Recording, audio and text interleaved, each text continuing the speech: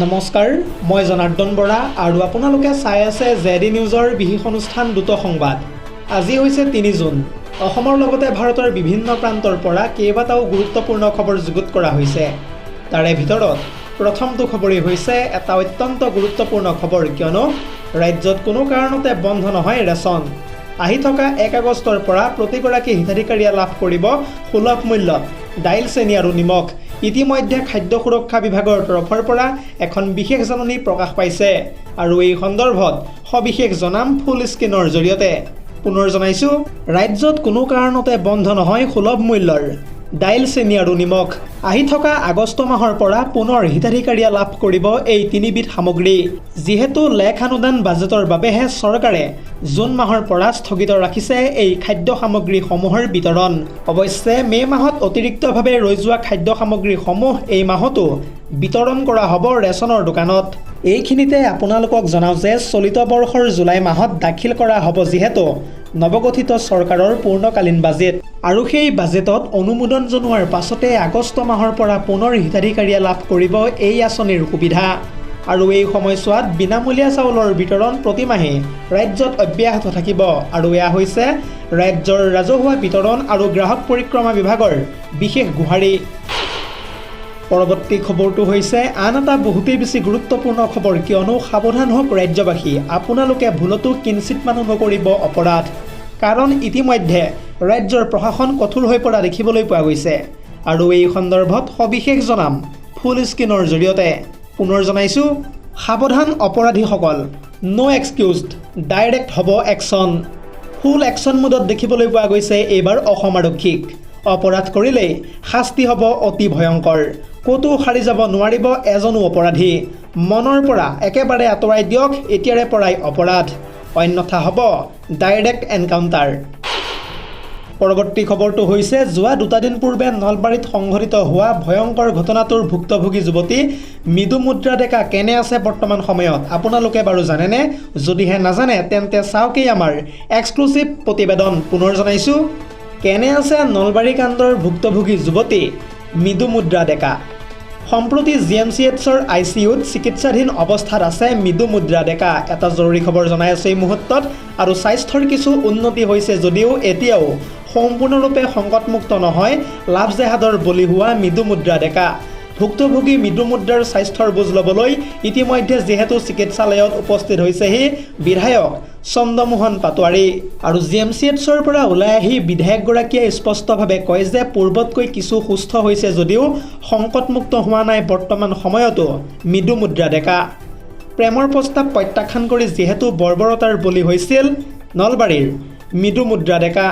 লাওখোলা, পিঠি, মুখ, ৰাজহাড়ৰ লগতে কেইবাটাও অংশত চোকা অস্ত্ৰৰে আঘাত কৰিছিল ধৃত ৰ'জালীয়ে। এটা জৰুৰী খবৰ জনাই আছোঁ এই মুহূৰ্তত। আৰু ৰ'জালীৰ আক্ৰমণত নিহত হৈছিল জ্যেষ্ঠ ভাতৃ তথা আছুৰ নেতা মাধুৰ্য বৰ্মন। দৰ্শকসকল, আৰু বহুতো গুৰুত্বপূৰ্ণ খবৰ আছে। যদিহে আপুনি এতিয়ালৈকে এই ভিডিঅ'টোত লাইক কৰা নাই তেন্তে এতিয়াই লাইক কৰি দিয়ক। আৰু এনেধৰণৰ খবৰসমূহ সদায় পাই থাকিবৰ কাৰণে চেনেলটো ছাবস্ক্ৰাইব কৰি ভিডিঅ'টোত এটাকৈ লাইক কৰি দিব। পৰৱৰ্তী খবৰটো হৈছে আন এটা বহুতেই বেছি গুৰুত্বপূৰ্ণ খবৰ, কিয়নো UCC আৰু মুখ্যমন্ত্ৰী হিমন্ত বিশ্ব শৰ্মাক বুঢ়া আঙুলি দেখুৱাই চেলেঞ্জ প্ৰদান কৰি ডেম কেয়াৰ মফিজুল ইছলামে সংঘটিত কৰিলে ভয়ংকৰ কাণ্ড। আৰু এই সন্দৰ্ভত সবিশেষ জনাম ফুল স্ক্ৰীনৰ জৰিয়তে। পুনৰ জনাইছোঁ, UCC আৰু মুখ্যমন্ত্ৰী হিমন্ত বিশ্ব শৰ্মাক অপেন চেলেঞ্জ মফিজুল ইছলামৰ। এগৰাকী দুগৰাকী নহয়, মফিজুল ইছলামে বৰ্তমান সময় পৰ্যন্ত বিয়া পাতিলে 10 গৰাকীকৈ যুৱতীক। বহু বিবাহ বন্ধৰ আইনক বুঢ়া আঙুলি দেখুৱাই মফিজুল ইছলামৰ এয়া হৈছে চূড়ান্ত প্ৰতাৰণা। বৰ্তমান সময়ত 10জনী মহিলাক বিয়া পাতি ৰাইজৰ ৰোষত পৰিছে স্বামী তথা মফিজুল ইছলাম। প্ৰেমৰ চলনাৰে নতুনকৈ আকৌ বিয়া পতাৰ পিছতে পোহৰলৈ আহিছে এই কুকাণ্ডৰ ৰহস্য। আৰু তাৰ পাছতেই নতুনকৈ বিয়া পতা পত্নীগৰাকীৰ ঘৰ পালেগৈ পূৰ্বৰ পত্নী। আৰু দুয়োগৰাকী পত্নী একেলগে মুখামুখি হোৱাত সৃষ্টি হয় প্ৰচণ্ড হতাহতি। নিশা যোগীঘোপাত পত্নীৰ ঘৰত দেখিবলৈ পোৱা গৈছে উত্তেজনাময় পৰিস্থিতি। আৰু তাৰ পাছত ধুবুৰীৰ তামাৰহাটৰ মফিজুলক ইতিমধ্যে গ্ৰেপ্তাৰ কৰিছে আৰক্ষীয়ে। এনেদৰে এতিয়া UCC আৰু মুখ্যমন্ত্ৰী হিমন্ত বিশ্ব শৰ্মাক এক প্ৰকাৰ অপেন চেলেঞ্জ কৰি বুঢ়া আঙুলি দেখুৱাইছে মফিজুল ইছলামে। পৰৱৰ্তী খবৰটো হৈছে আন এটা বহুতেই বেছি গুৰুত্বপূৰ্ণ খবৰ, কিয়নো ৰেচন কাৰ্ডৰ হিতাধিকাৰীসকলক লৈ পুৱাই মুখ্যমন্ত্ৰী ডক্টৰ হিমন্ত বিশ্ব শৰ্মাই কেইবাটাও গুৰুত্বপূৰ্ণ মন্তব্য কৰিছে।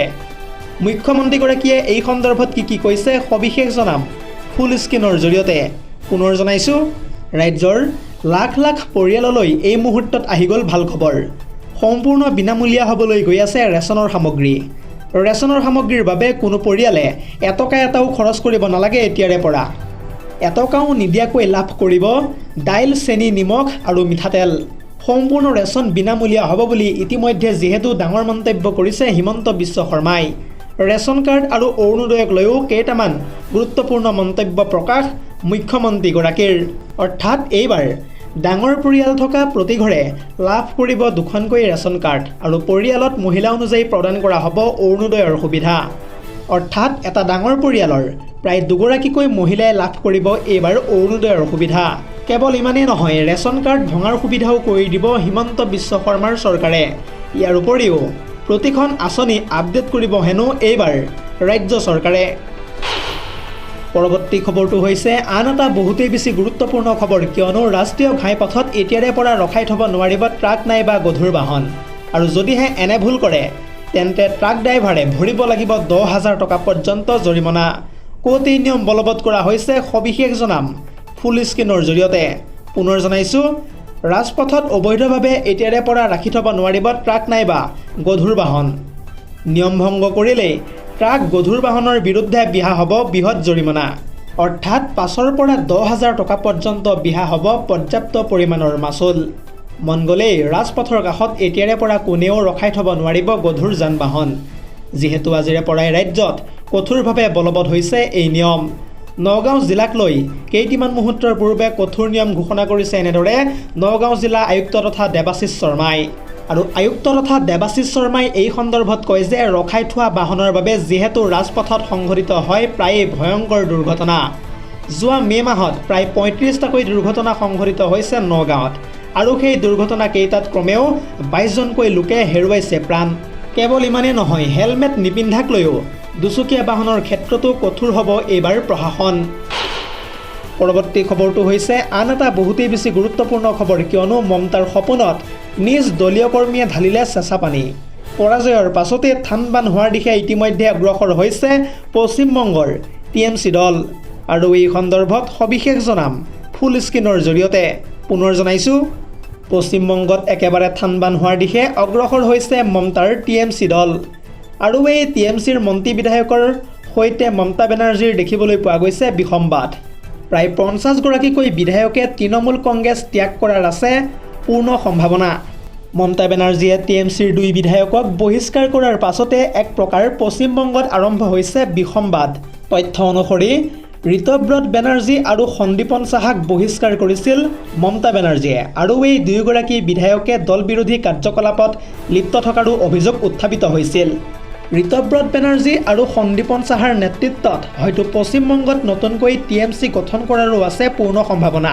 এক কথা ক'বলৈ গ'লে পশ্চিমবংগত বৃহৎ ৰাজনৈতিক সংকটৰ সন্মুখীন হ'ব পাৰে মমতা বেনাৰ্জী। পৰৱৰ্তী খবৰটো হৈছে আন এটা বহুতেই বেছি গুৰুত্বপূৰ্ণ খবৰ, কিয়নো পুনৰবাৰ মিয়াৰ বিৰুদ্ধে ডাঙৰ মন্তব্য কৰিছে শৃংখল চলিহাই। মিয়াৰ বিৰুদ্ধে শৃংখল চলিহাই স্পষ্টভাৱে কি মন্তব্য কৰিছে সবিশেষ জনাম ফুল স্ক্ৰীনৰ জৰিয়তে। পুনৰ জনাইছোঁ, অসমবাসী জাগিবৰ হ'ল, হিন্দু মুছলমান সকলোৱে খেদক মিয়াসকলক। এইবাৰ আক্ৰমণ কৰিলে ভয়ংকৰভাৱে কৰা হ'ব প্ৰত্যাক্ৰমণ। মিয়া বিৰোধী আন্দোলনলৈ সকলো পাৰিলে ওলাই আহক। বাংলাদেশী মূলৰ মানুহে অসম এৰিবই লাগিব যেনেকৈ হওক। মিয়াৰ বিৰুদ্ধে এনেদৰে এতিয়া পুনৰবাৰ হুংকাৰ প্ৰদান কৰি ডাঙৰ মন্তব্য কৰিছে শৃংখল চলিহাই। News desk report ZD news.